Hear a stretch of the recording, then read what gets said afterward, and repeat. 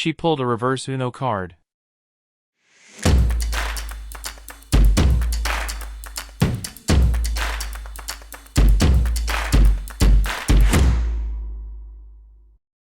Hi guys, hope you all are having a pleasant day. I'm back with Spice and Wolf episode 3 review, so let's dive into it.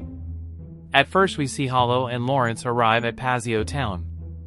Lawrence expresses concern about Holo's appearance and suggests she hides her face, but Holo doesn't take it well. However, she reassures Lawrence that the residents are likely familiar with her through folklore and will likely overlook her. Lawrence hopes this will indeed be the case. As they stroll through town, Lawrence talks about his comrade's apple business, while Holo admires the variety of delicious food available. She expresses a desire for an apple, so Lawrence gives her a silver coin to purchase some. It seems Holo still feels sad that people forgot about her existence even though she always worked hard for them. I wonder why she didn't reveal herself to someone all this time. I mean, in that way she could have kept her promise, and not be lonely, at the same time. Also, I truly love the banter between Holo and Lawrence. We see that after resting at an inn, Lawrence and Holo explore Pazio further. Lawrence plans to sell his fur pelts to the Milone Trading Company, known for paying high prices.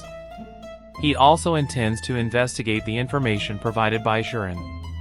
At the company, Lawrence negotiates with an official to sell his pelts. Initially offered 132 coins, Lawrence bargains for 140, but Holo intervenes and convinces the official to offer 210 coins instead. Later, at a bar, Holo notices Lawrence's potential disappointment at being outmaneuvered and explains she used a technique learned from a past merchant. Holo tricking the man like it's nothing even though she doesn't know much about business, shows how clever and wise she really is.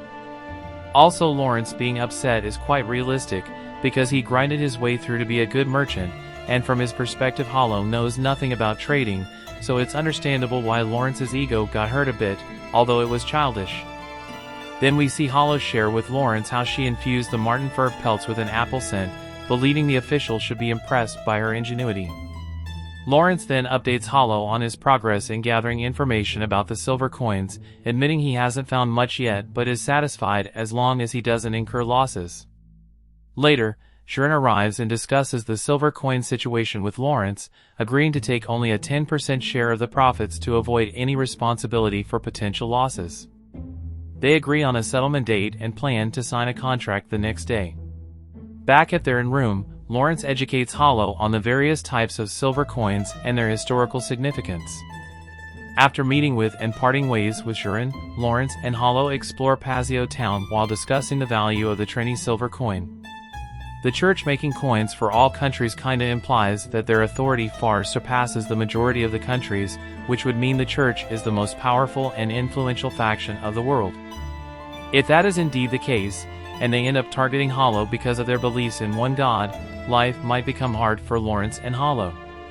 Next we see Lawrence buys Holo some food before sharing his thoughts on zheren's story about silver coins, believing it to be credible despite Holo's inability to detect lies.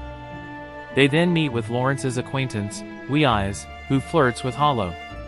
Lawrence interrupts to inspect Weiz's Trini silver coins, but Holo, unable to discern their purity, shakes them in an attempt to test them.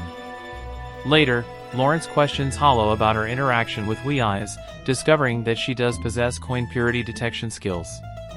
So it seems this world has an universal price rate of silver and gold, but the currency rate depends on how prominent a country is rather than how much silver or gold is used to make the coins. Also, I love how deep the world is becoming. At the end we see Holo explain to Lawrence that she didn't disclose her ability to Weiz as a gesture of gratitude towards him. Lawrence is puzzled by her statement, but Holo clarifies that she did it because Lawrence was jealous of Weiz flirting with her. She notes that the newer coins lack the crisp sound of the older ones, suggesting a decrease in purity. This revelation leads Lawrence to realize that zheren deceived him. Distraught by this revelation, Lawrence confides in Holo at the bar, but she helps him see the situation in a different light. After considering Holo's perspective, Lawrence decides they should visit the Milone Trading Company. If purity of a currency is dropping, it could mean the country has gone corrupt, or there is some internal issue going on. Also, I don't know how many of you have noticed this, but Holo surprised Lawrence multiple times throughout the episode with her wiseness. It shows she is really deep despite her bubbly character. Nonetheless, it was another great episode. I'm honestly loving this, and now I see why many people call it a masterpiece. Anyways, thanks for watching everyone. If you like my video, then check out some of my other videos. Also, don't forget to hit the like button and subscribe to my channel, or leave a comment if you want to say something. You can also follow me on Twitter and Instagram, or check out my Facebook page. Links are given in the description. Until then, see ya.